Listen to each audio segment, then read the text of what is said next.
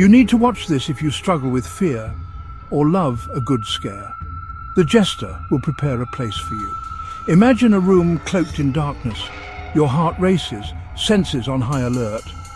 Welcome to the Jester Game, brought to you by the twisted minds behind Storybook Coins. This Jester Game will leave you mad. Here's how it works. A host, dressed as a jester, sets up a room filled with your worst nightmares. It could be anything, from creepy dolls to spine-chilling whispers. Your challenge? To sit or stand in that room in complete darkness for the desired amount of time. Feeling brave yet? Here's the catch. If you decide you can't handle it, you can signal to quit at any moment. But if you stick it out, you'll have to face what's in the room before claiming your prize. Think you can outsmart the jester and conquer your fears? This game isn't just about endurance, it's about confronting what lurks in the shadows of your mind. So gather your courage, dim the lights, and step into the jester's realm. The prize awaits, but so does the terror.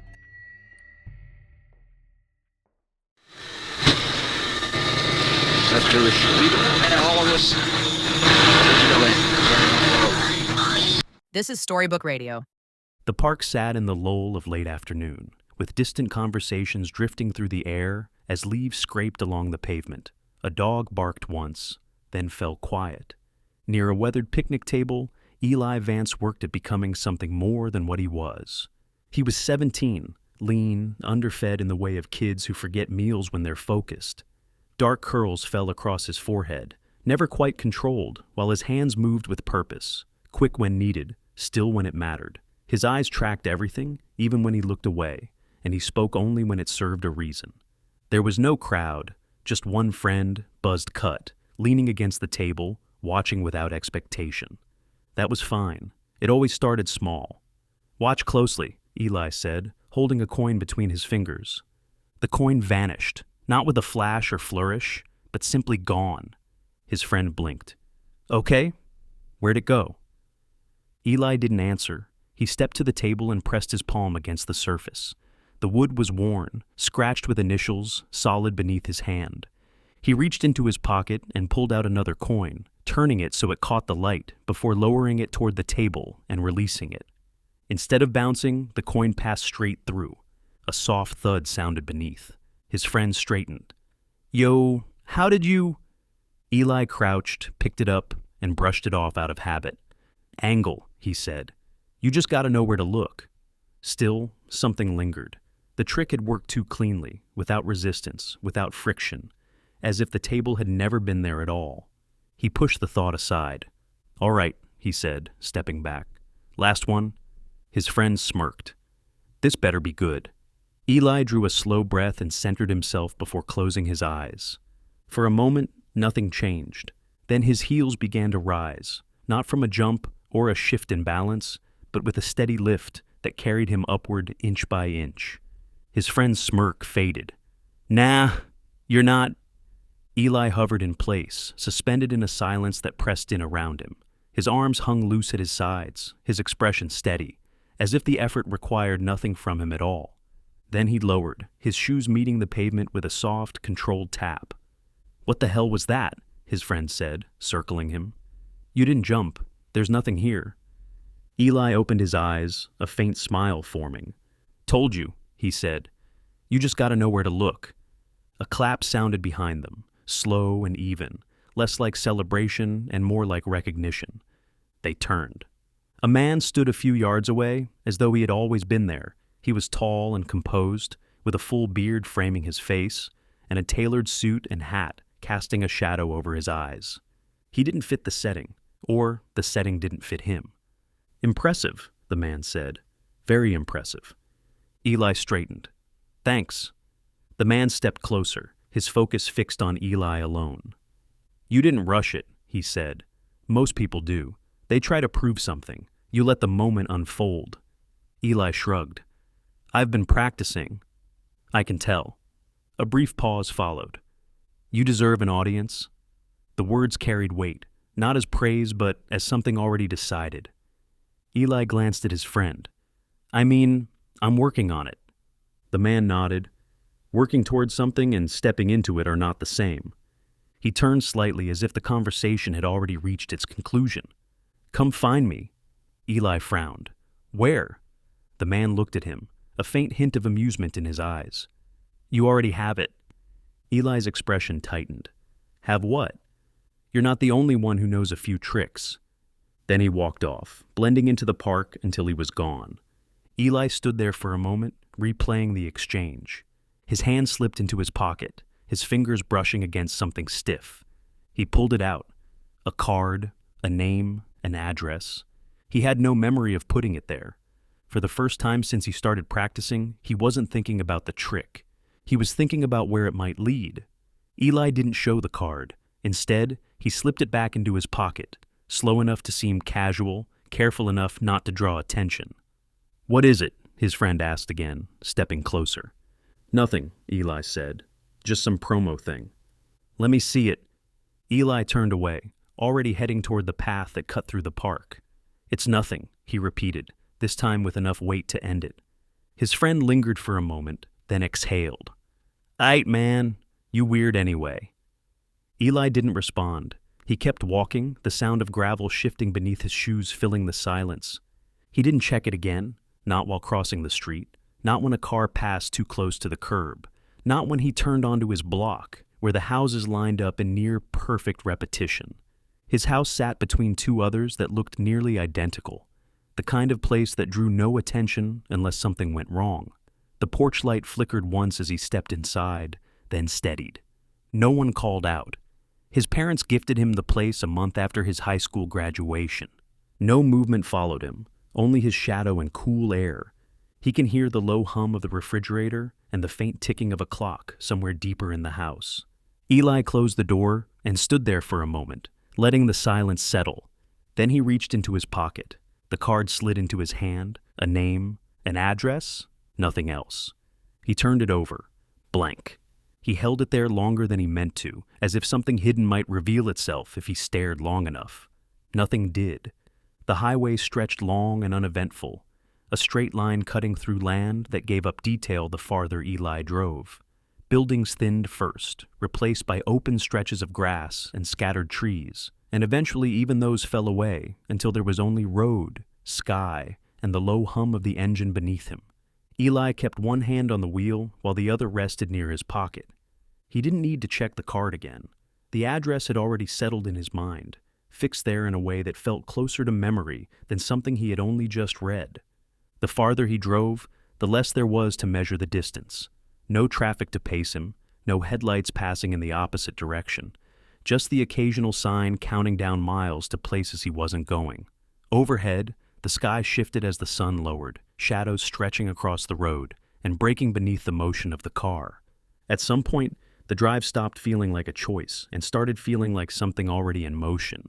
Eli noticed it without knowing exactly when it happened. Turning back would have required effort. Continuing forward didn't. So he kept going. The turn came without warning. There was no large sign, no clear indication that anything waited beyond it. Just a narrow break in the line of trees and a worn path cutting away from the highway. Eli caught it late and turned, the tires shifting briefly against the pavement before settling onto dirt. The change was immediate. The smooth hum of the highway gave way to a rougher rhythm as gravel pressed back against the tires. Branches stretched overhead, breaking the open sky into fragments of light. Eli eased off the gas as the road narrowed, dust rising behind him in a thin trail that lingered longer than expected. For a while, there was nothing. No buildings, no markers, nothing to suggest the road led anywhere at all. Still, it didn't feel wrong. The first structure appeared in pieces. A fence line ran along the edge of the road, its wooden posts leaning at uneven angles. Wires stretched between them, more out of habit than purpose. Then came a barn, old, weathered, its paint faded to something that barely held color. The doors stood open, though nothing moved inside. Eli slowed as he passed it. Something about it felt placed rather than built. He continued forward, and as the road curved slightly, the rest of it revealed itself. The tent rose behind the barnyard, massive against the open space, its shape cutting into the sky with a presence that didn't match the emptiness around it. Eli eased off the gas, letting the car slow as he took it in. The structure held his attention longer than it should have. The The surface stretched tight in some places and sagged in others, patched and worn, but still holding. There were no banners, no lights, no sign calling attention to it. And yet it stood. Movement drew his eye. Figures passed in and out of the entrance. Not many, but enough to confirm that something was happening inside. They moved with purpose, each focused on their own direction, none of them looking outward. Eli pulled the car to a stop near the edge of the clearing. The engine ticked softly as it settled. For a moment, he didn't move. His hands remained on the wheel, his eyes fixed on the entrance. No one came to meet him. No one acknowledged that he had arrived. The place didn't react to him at all. He stepped out of the car, the air meeting him with a stillness that made every sound stand out, the crunch of dirt under his shoes, the faint shift of fabric from the tent, the quiet movement of someone passing through the opening. He closed the door, the sound carrying farther than expected. Still, no response. Eli slipped his hands into his pockets and walked toward the tent, each step bringing it into clearer focus. The fabric bore marks of wear and repair, patched areas that held without drawing attention to themselves, as if the structure had been maintained just enough to endure. The figures continued moving in and out, none of them slowing, none of them looking at him. He reached the entrance and stopped just outside. From there, he could see inside. It looked like preparation for a big show ahead. A figure crossed a high wire stretched across the interior, moving with a level of precision that didn't invite doubt. Another bent backward in a way that didn't seem supported by bone or muscle. Others moved in patterns Eli couldn't immediately follow, each locked into their own rhythm. Eli stood there longer than he intended, taking it in, the movement, the structure, the absence of anything that should have been there but wasn't. Then he stepped inside. The air shifted as he crossed the threshold, thicker somehow, carrying dust and something else he couldn't name. The space opened wider than it should have, larger than the exterior suggested, the sounds changing as he moved deeper. Footsteps softened, voices lowered. Everything seemed contained beneath the stretched fabric overhead. Still, no one acknowledged him. Eli walked farther in, his eyes moving across the space until they settled on the center. The ringmaster stood there, adjusting something along the stage floor with careful attention. Eli stopped. The ringmaster finished what he was doing, straightened, and turned. Their eyes met. There was no surprise, no question, only recognition, as if Eli had arrived exactly when he was meant to. A faint smile touched the man's face. "You made it," he said. It wasn't a greeting. It was confirmation. Eli followed the ringmaster toward the center of the tent, the space opening around him in a way that felt larger than it should have been. The ceiling rose higher than the exterior suggested, and the structure held together without revealing how it was supported.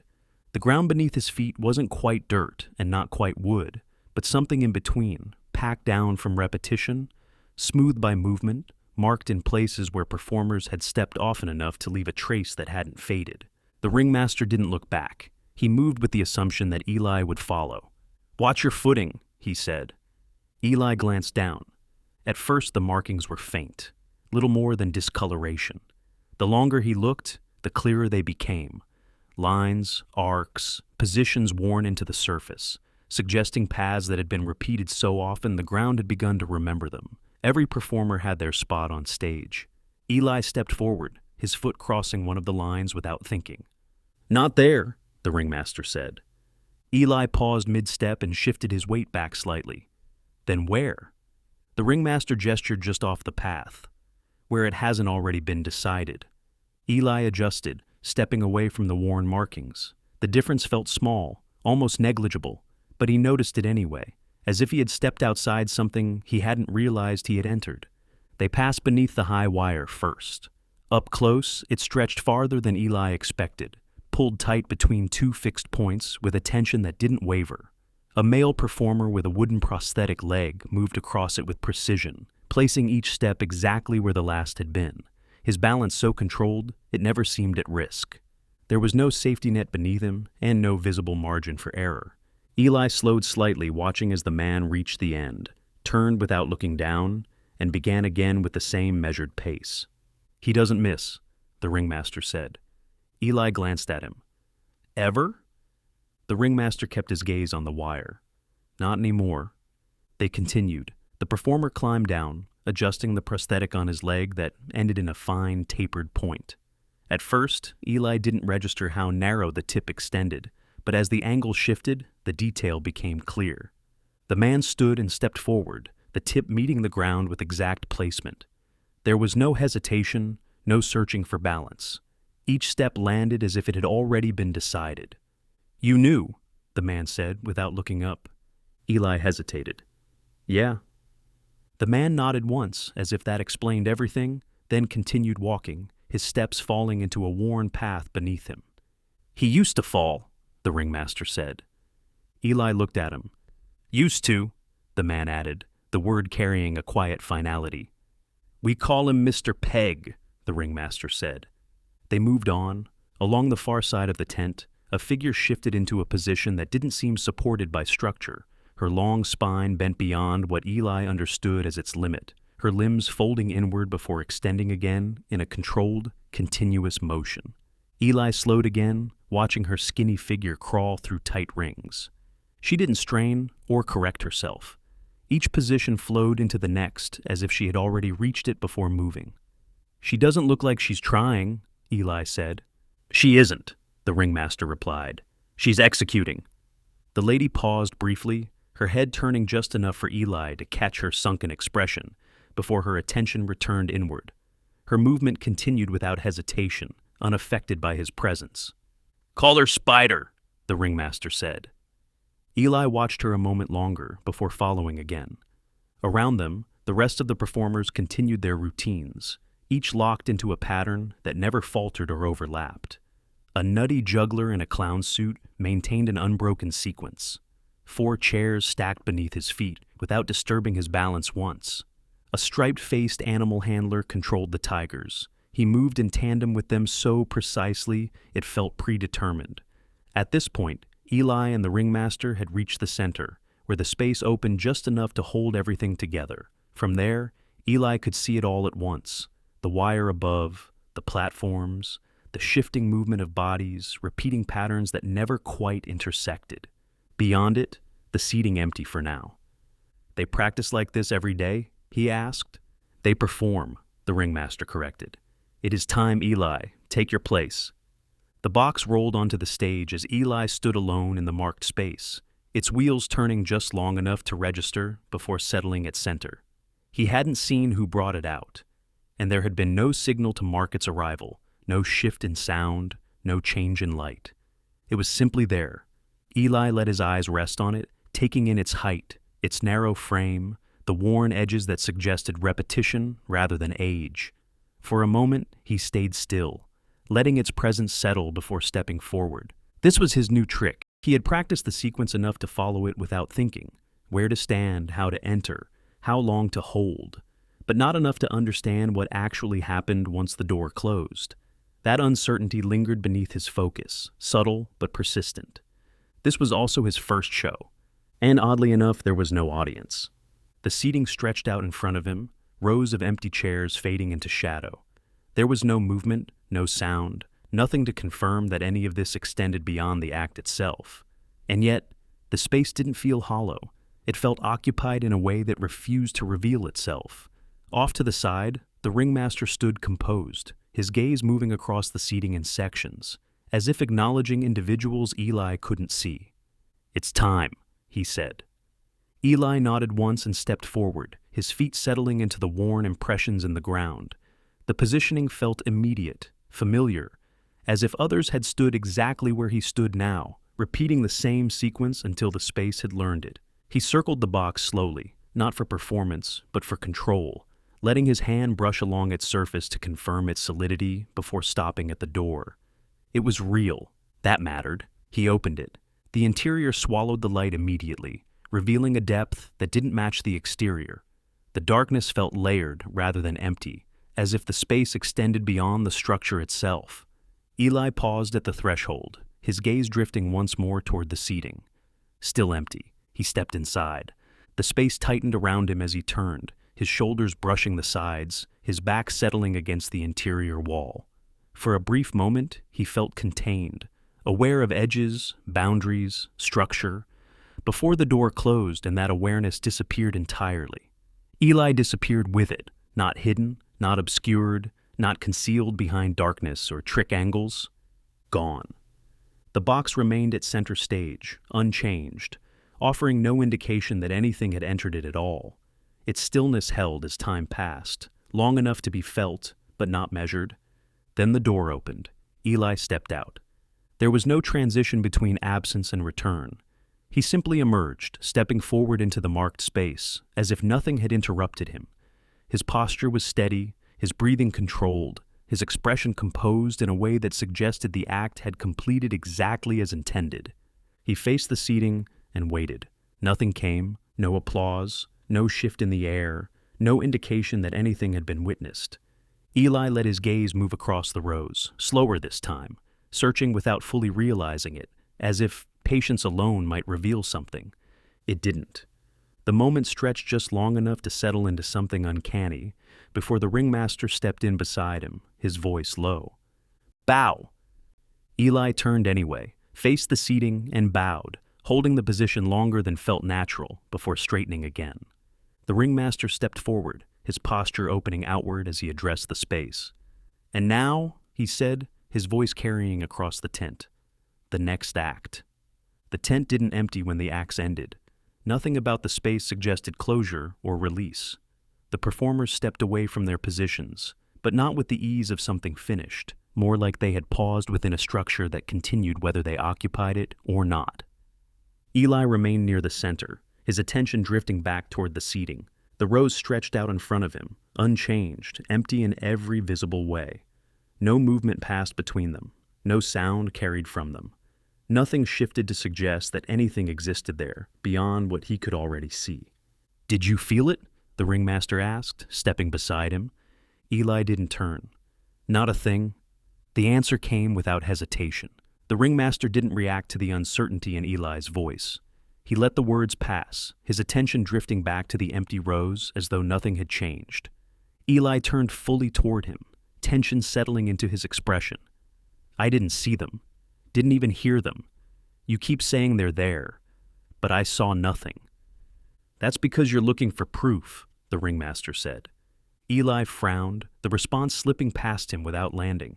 He glanced back at the seating, slower this time, as if a second look might reveal something the first had missed. It didn't. He shifted his focus to the performers instead, watching them practice. "I don't get it. They move like people are there. They look at the seats like someone's watching." "They're not reacting to what you see," the ringmaster said. "They're responding to where they are." Eli held on to that for a moment, turning it over, searching for something solid within it, then faltered. "That doesn't help." "It's not supposed to. Not yet." Eli's jaw set. "Then what am I supposed to do?" The ringmaster stepped forward, stopping just ahead of him. "Stop trying to find them," he said, glaring back. "Just stand where you're supposed to be." Time folded into repetition so cleanly that Eli stopped trying to measure it. Each performance slid into the next without friction, until the only thing that marked change wasn't what he saw, but what he began to hear. At first, it stayed distant, a faint hum beyond the tent that was easy to dismiss as something separate from the structure, but over time, it grew clearer, closer, and, more importantly, repeatable. Another show was about to begin. Eli stood behind the stage, settling into position along the narrow space where performers waited before stepping forward. His attention drifted, not toward the acts preparing to unfold, but toward the outside, toward that thin boundary where the tent ended and something else began. The ringmaster wasn't on stage yet. That stood out. The others were already aligned, their bodies set, movements minimal and contained, as if they had been placed rather than moved.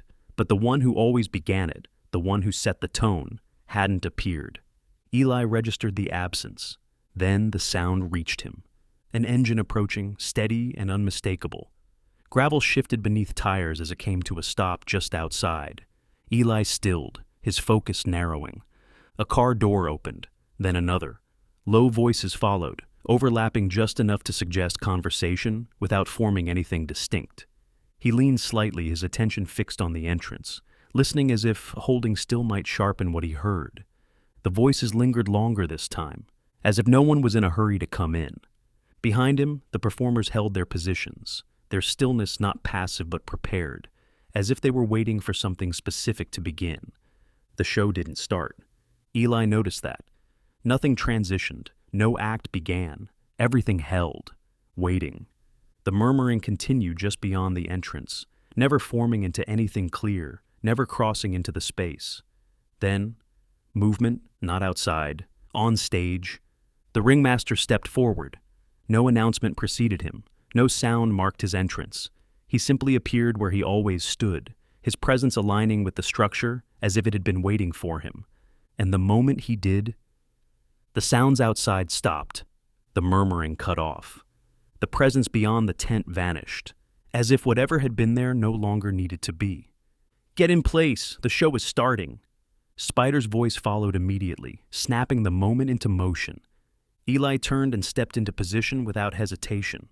The structure engaged. The performance began. The days didn't break cleanly anymore. They folded into one another, each performance slipping into the next with the same structure, the same positioning, and the same quiet absence that no one else seemed to question. Eli stopped expecting anything to change inside the tent. It was outside where things began to shift. He hadn't left in a while, not far enough to notice anything different. The barnyard had a way of holding time in place, keeping everything contained within its routines. One afternoon, without a clear reason, he got in the car and drove.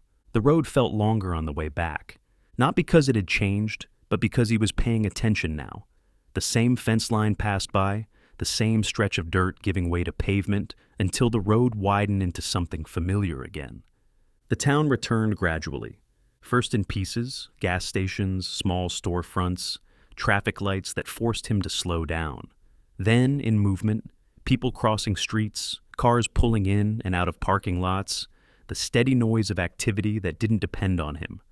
It felt normal, too normal. Eli pulled into a small lot near a row of shops and stepped out, the air carrying a mix of heat and exhaust from the pavement. For a moment, he stayed still, letting the noise settle around him, voices, doors closing, the distant hum of traffic. Nothing aligned, nothing repeated. He walked without a destination, passing windows and doorways until something caught his attention. A flyer. It was pinned beneath a loose staple on a wooden post near the sidewalk, its edges lifting slightly in the wind. Eli stepped closer and pulled it free, smoothing it out between his hands. The circus was printed clearly across the front, the same tent, the same name. He scanned the details, a date, a time, an open invitation. Eli held the paper a moment longer than necessary. He had been there. No one came. He folded the flyer once and slipped it into his pocket, then kept walking.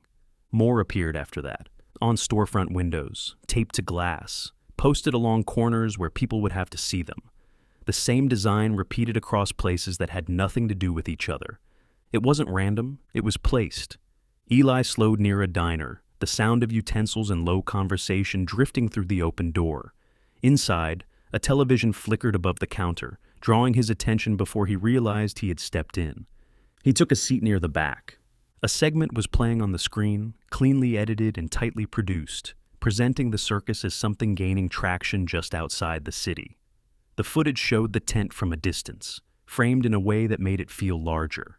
A voiceover spoke over the images, mentioning attendance, growing interest, and momentum building with each show.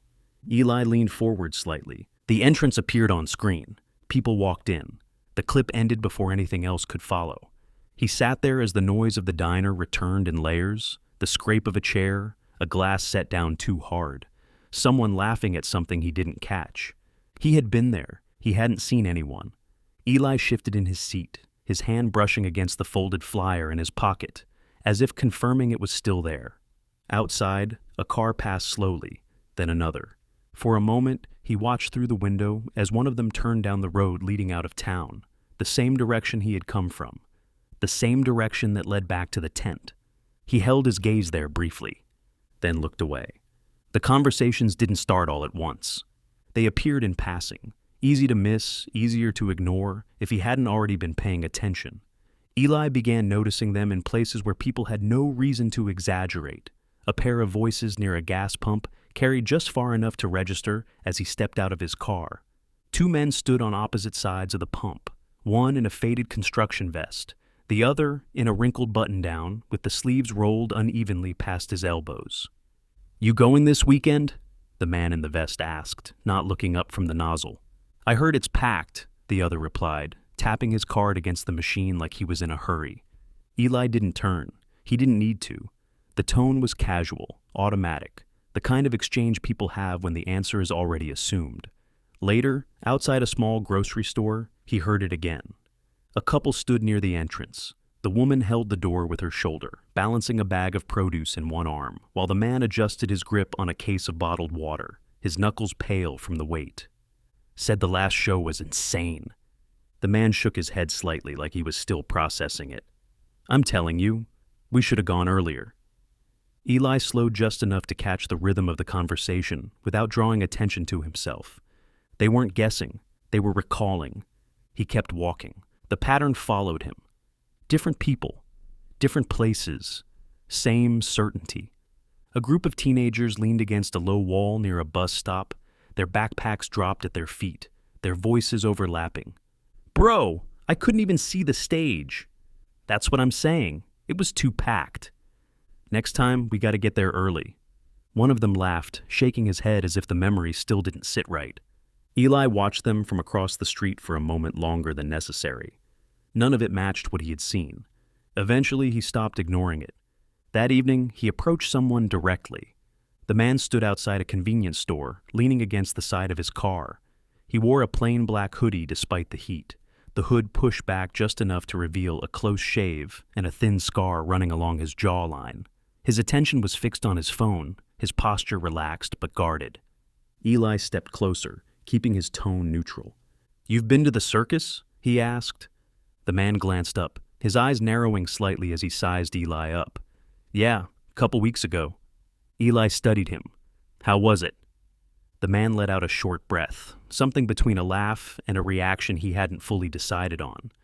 "Different, not like anything else." Eli held his gaze. "Was it crowded?" The man nodded without hesitation. "Packed, could barely see over people." He said it like it was obvious, like it wasn't even worth questioning. Eli didn't respond right away.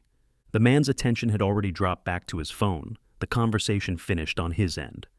Eli nodded once and stepped away. The answer stayed with him longer than it should have. That night, the tent looked exactly the same. The seating stretched out in front of him, unchanged and empty, the rows fading into shadow without interruption. Nothing shifted. Nothing suggested that anything had ever occupied those spaces. The performers moved through their routines with the same precision, the same control, the same certainty that had been there from the beginning. No variation, no adjustment, no acknowledgement of anything missing. Eli stood at the edge of the space, watching. If there had been an audience, even once, something would have carried over. A delay, a reaction, a change in timing. There was nothing. The structure held exactly as it always had. Behind him, someone spoke. "Good energy tonight." Another voice followed. "Yeah, they were with it early." Eli turned. Two performers stood nearby in spandex bodysuits. One was tall with a fat nose, his posture almost too straight, as if he had trained himself out of any natural imbalance. The other was shorter, with bushy eyebrows, his hands moving constantly as he adjusted his grip on a set of props that didn't seem to need adjusting. Eli looked between them. "Who?" They glanced at him briefly, not confused, not defensive, just momentarily pulled away from whatever they had been focused on.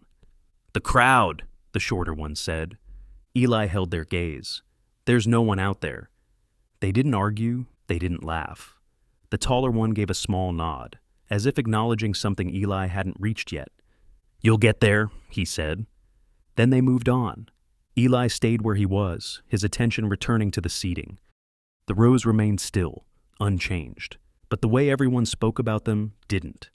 He stood there longer than necessary, letting the disconnect settle instead of trying to resolve it. Because whatever this was, it wasn't a mistake, and it wasn't going away. The idea didn't arrive overnight. It formed slowly, building in the background until it became difficult to ignore. At first, Eli tried to keep everything separate, the flyers, the conversations, the footage. But the longer he sat with it, the harder it became to treat them as unrelated. By the end of the week, it wasn't a question anymore. It was a direction. He started with what he could reach. The print shop sat on the corner of a narrow street, its windows cluttered with sample designs and faded signage from past orders. Inside, stacks of paper sat unevenly along the counter, and a printer hummed steadily somewhere out of sight. A man stood behind the counter, older, with reading glasses resting low on his nose and a shirt marked with stains that hadn't fully washed out. Eli stepped up and unfolded the flyer, placing it flat on the counter. "You print these?" he asked. The man glanced down, then back up. "Something like it." Eli watched him. "Who ordered them?" The man hesitated just long enough to notice. "Bulk job, paid up front." "For public shows?" The man gave a small shrug. "Some of it, not all." Eli stayed on him. "What do you mean?" The man tapped the edge of the flyer with one finger. "Same design, different batches. Some were marked for private bookings. Others were meant to go out like this." Eli didn't move. "Private?" "Corporate events, invite-only stuff. Happens more than you'd think." The man adjusted his glasses. "People like feeling like they got access to something first." Eli nodded once and folded the flyer. Outside, the street felt louder than before. The next stop came without much thought. A small office building sat a few blocks away, its directory posted beside the entrance in fading black letters. Eli scanned it briefly, then stepped inside. The hallway stretched long and quiet, the carpet worn flat in the center where people had walked the same path over time. He found the office on the second floor. A simple placard read, "Archives/Records." Inside, a woman sat behind a desk, surrounded by stacked folders and open drawers. Her hair was pulled back tightly, her expression neutral, in a way that suggested she had little interest in anything outside routine. "I'm looking for information on a business," Eli said. She didn't look up right away. "Name?" Eli gave it, the ringmaster's real name. That changed something. Her eyes lifted slightly, just enough to register interest. "What kind of information?" "Anything public." She turned to her computer and began typing, the keys clicking in short, controlled bursts. Eli stood quietly, letting the silence stretch. After a moment, she spoke. "Former performer, magician, built a following quickly." Eli didn't interrupt. "Transitioned out early, shifted into investments, multiple holdings, most of them successful." "How successful?" Eli asked. She glanced at him. "Enough that he doesn't need an audience to make money." The wording stayed with him. "Anything tied to recent activity?" Eli asked. She scrolled again. "Not directly. Most of what's listed is funding related. Event backing, private showcases, limited entry performances." Eli focused on that. "Limited entry?" "Invite-based," she said. "Controlled attendance, smaller groups, sometimes used for promotional build." "Build toward what?" She didn't answer that. Instead, she leaned back slightly. "That's all that's listed." Eli nodded once. "Thanks." She had already returned to her screen. Outside, the air felt warmer. Eli walked without direction at first, letting the pieces move into place. Not annoyed, not defensive, just still. In the days ahead, the move to the city happened without announcement. One day, the tent stood in the open field. The next, everything shifted. The structure was rebuilt within a larger space, cleaner at the edges and scaled for something that could hold far more than it had ever needed to. The lighting was sharper, the entrances wider, and the seating extended further back in rows that suggested a crowd the space had yet to hold. It looked ready. Eli stood near the edge of the stage the first night it was set, his attention moving across the expanded layout. Nothing changed. The seats remained empty. The performers didn't question it. If anything, they seemed sharper, more focused, more precise, as if the scale alone had raised the standard. Spider stood near a set of suspended rings, adjusting their height with small, exact movements, her fingers measuring distance without hesitation. Mr. Pegg approached from the opposite side, his steps landing in place, the pointed end of his prosthetic meeting the ground with a steady rhythm. "You felt that shift?" Spider asked. "They're sitting further back now," Mr. Pegg replied. Spider gave a slight nod as she adjusted the final ring. "It's spreading." Eli stepped forward. "No, it's not." Neither of them reacted immediately. Mr. Pegg held his posture. Spider finished her adjustment before turning toward him.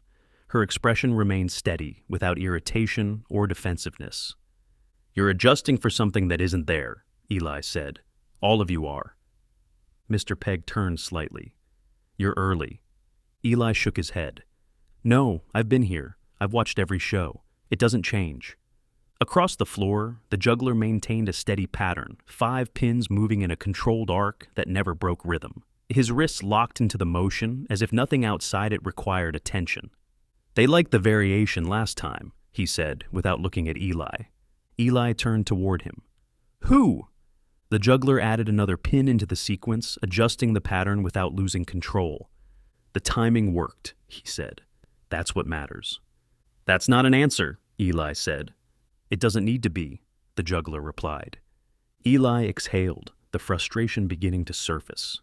On the far side of the tent, the animal man worked with 2 dogs, guiding them through a sequence that felt more like synchronization than training.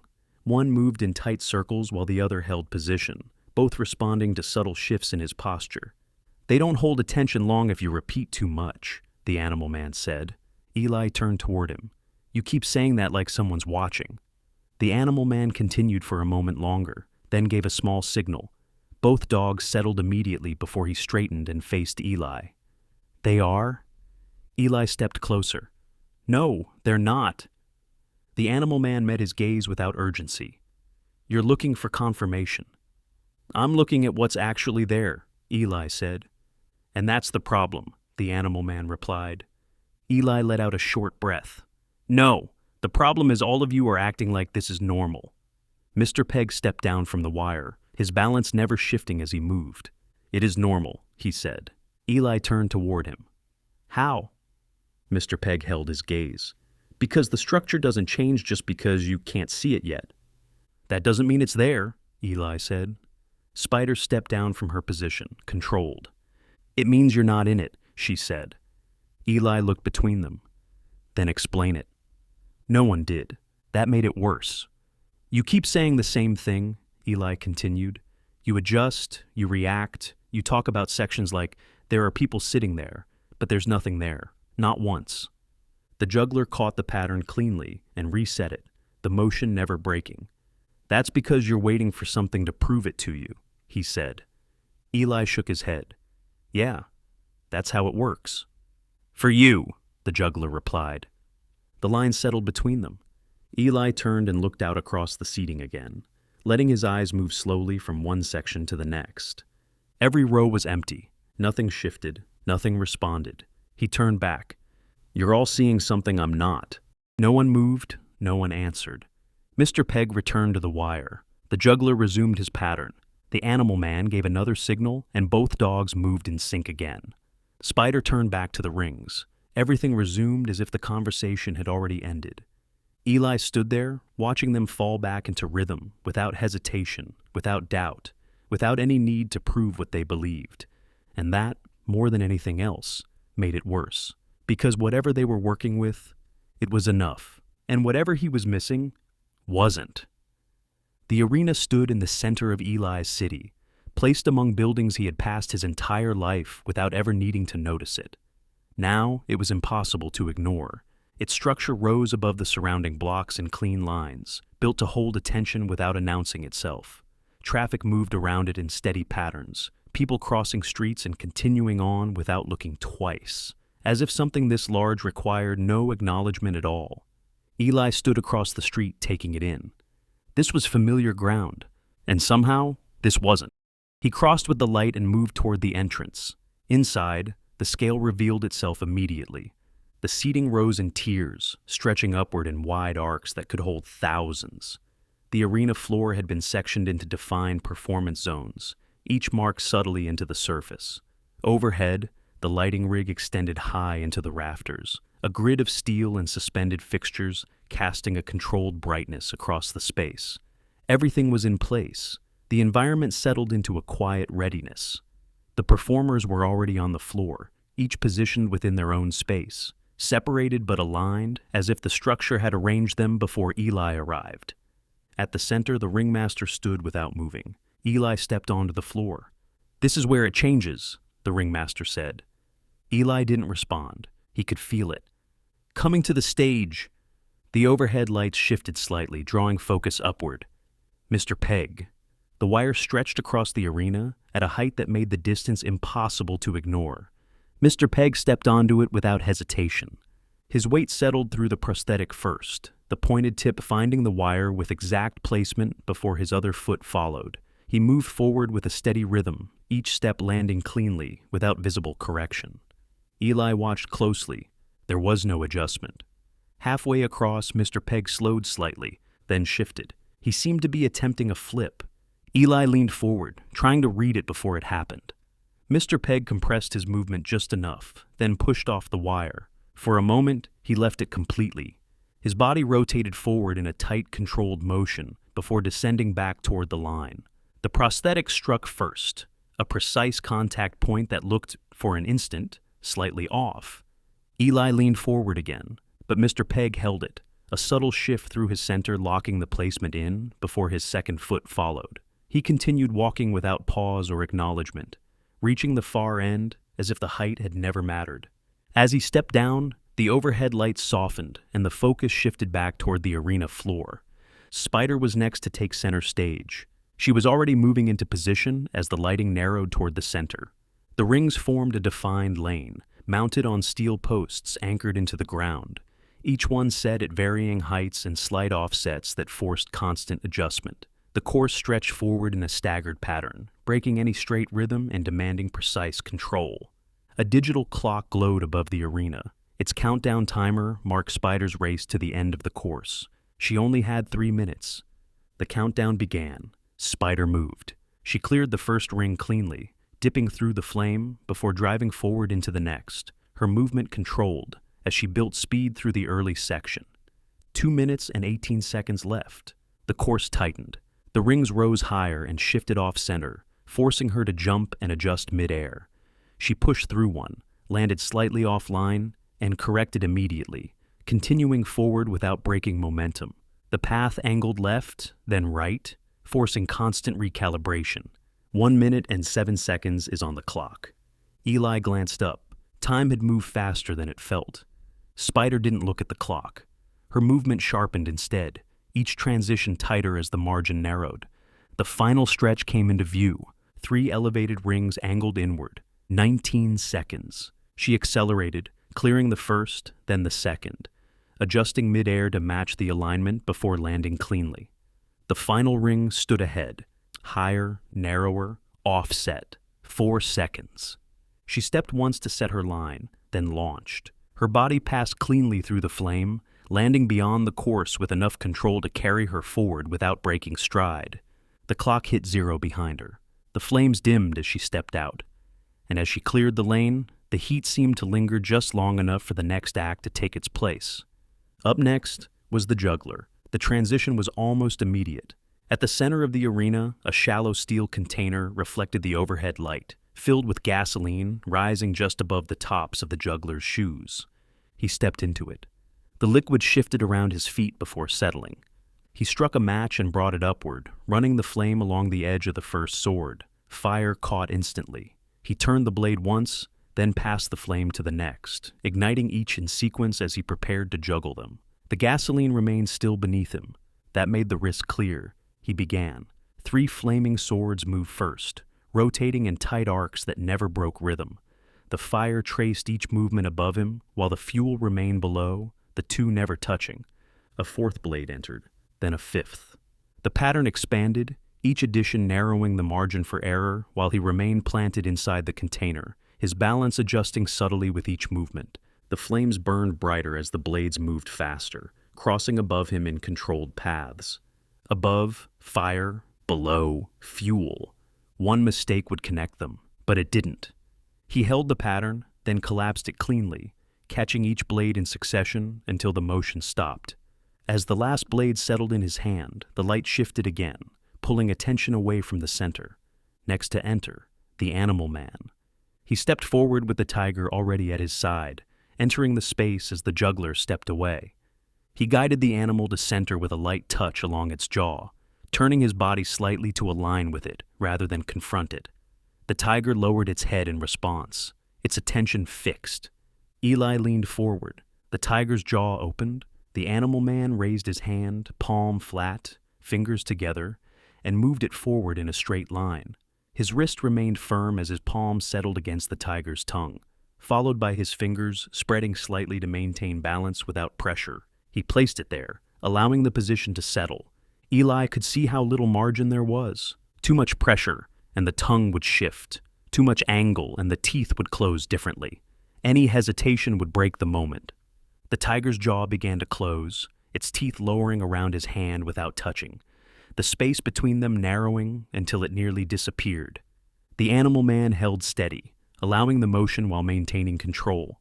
The jaw settled around his hand without clamping. After a moment, he withdrew his hand along the same path, the tiger opening without resistance as he stepped back. As the animal turned away, the arena seemed to hold a brief stillness before shifting once more. Last to perform, the whimsical Eli the Great. "Your turn," the ringmaster said. Eli's attention moved upward. He stepped forward and made his way up the arena to the lighting structure, placing his hands against the metal frame as he began to climb. Each movement carried him higher, the arena floor pulling away beneath him as the space widened, the performers shrinking into still figures below. This was different. It had to be. The venue was larger, built for people, built to hold something real. As he climbed, he held on to the idea that this time might not be the same, that the change in space meant a change in outcome, that somewhere in those seats there might be someone watching. By the time he reached the top, the arena stretched out beneath him in full view, the stage centered below, the rows of seating rising outward in a way that felt ready for something more than silence. Eli stepped out onto the rig and adjusted his footing, letting his weight settle as he looked down toward the stage. The distance was clear, uninterrupted, leaving no room for miscalculation. He had saved this for a moment like this, something bigger, something worth seeing. Eli stepped forward. He jumped. The fall came fast, the arena rising to meet him as the distance collapsed beneath him. His body stayed aligned with the drop, his focus fixed as the stage rushed upward. And at the exact moment of impact, he disappeared, gone. The space beneath him left unchanged. The absence held. Then Eli stepped out from the far side of the arena floor, already composed, already steady, as if the fall had carried him somewhere else and returned him without interruption. He looked toward the seating, row after row stretched upward, empty. The thought came and passed. He might have been better off not coming back at all. He stepped back into position. Eli didn't wait until morning. The arena had emptied hours ago, yet the energy of the night lingered with him, unsettled and unresolved. Subtle sounds of the building echoed in the vast expanse. He moved through the quiet corridors, where the lights dimmed and the building returned to its familiar stillness, aligned with what he had experienced for months. He reached the ringmaster's office and paused outside the door, considering whether anything he had to say would change what had already been set in motion. Then he opened it and stepped inside without knocking. The room remained ordered. Photographs hung, plaques arranged identical to the office at the barnyard. Papers sat aligned at the center of the desk beneath a single lamp, casting a steady pool of light across the surface. The ringmaster sat behind it, composed, reviewing a document as though the night had ended without consequence. He looked up. "I figured you'd come today," he said. Eli closed the door behind him and stepped forward. "I know who you are."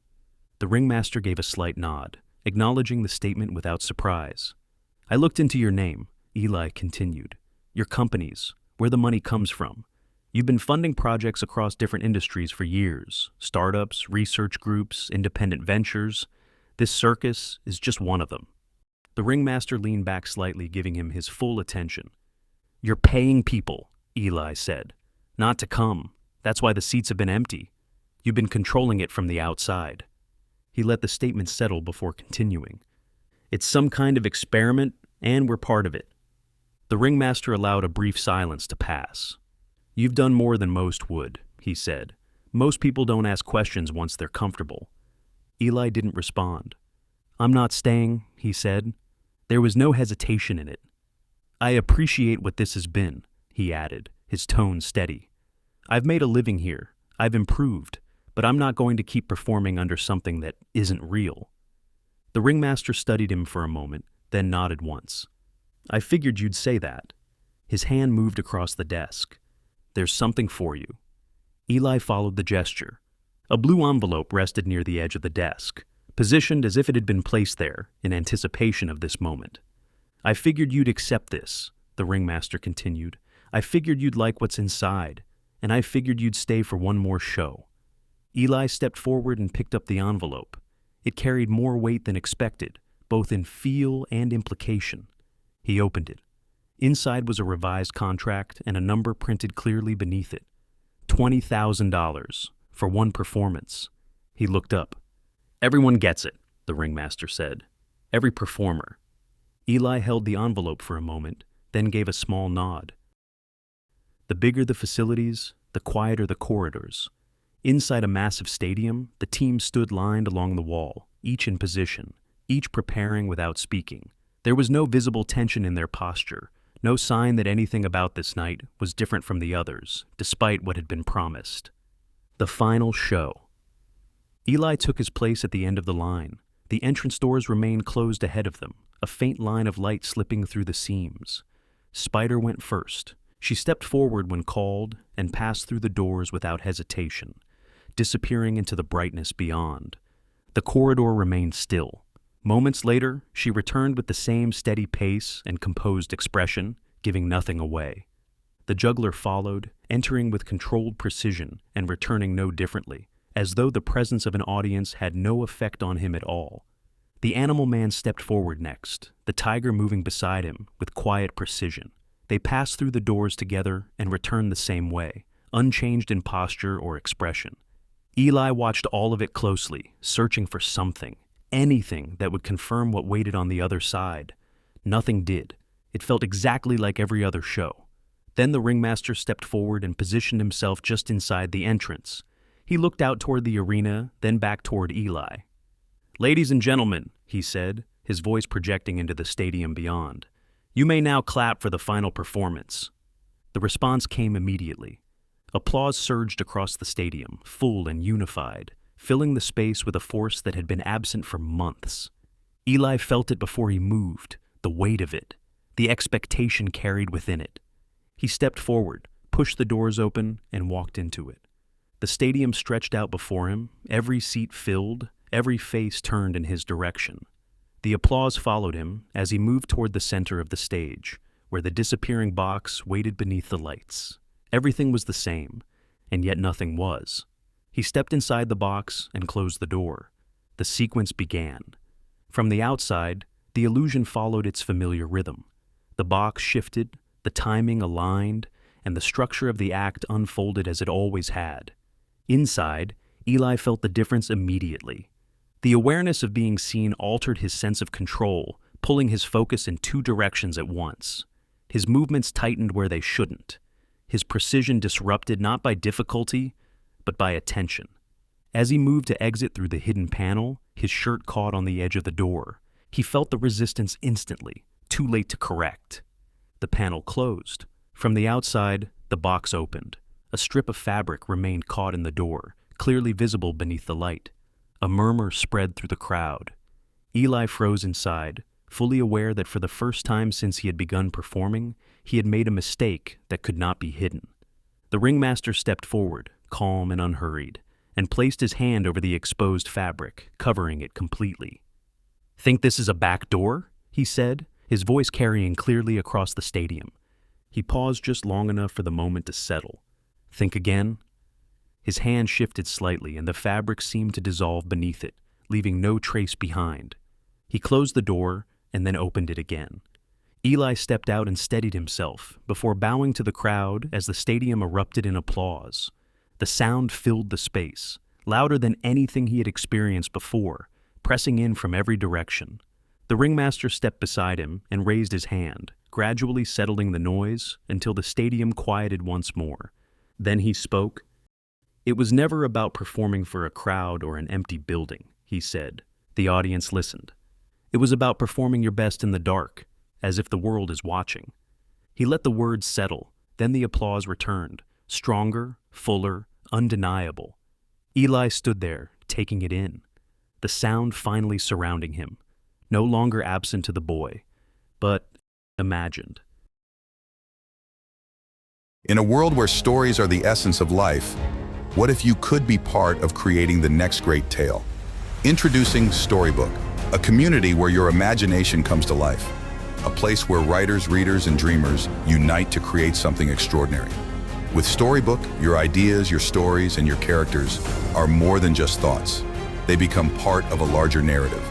Less than 1 billion Storybook tokens are powered by the Solana blockchain. By holding Club's tokens, you gain the power to pitch ideas, give input, and even become a character in the stories you help create. Submit your stories, collaborate with other talented writers, and see your work come to life. Storybook isn't just about storytelling. It's about making your mark in a community that values creativity and innovation. From anthologies to graphic novels, from films to community-driven magazines, Storybook is where your ideas take flight and where your voice is heard. Become part of a movement where your creativity shapes the future of storytelling. Welcome to Storybook, a community where stories come to life.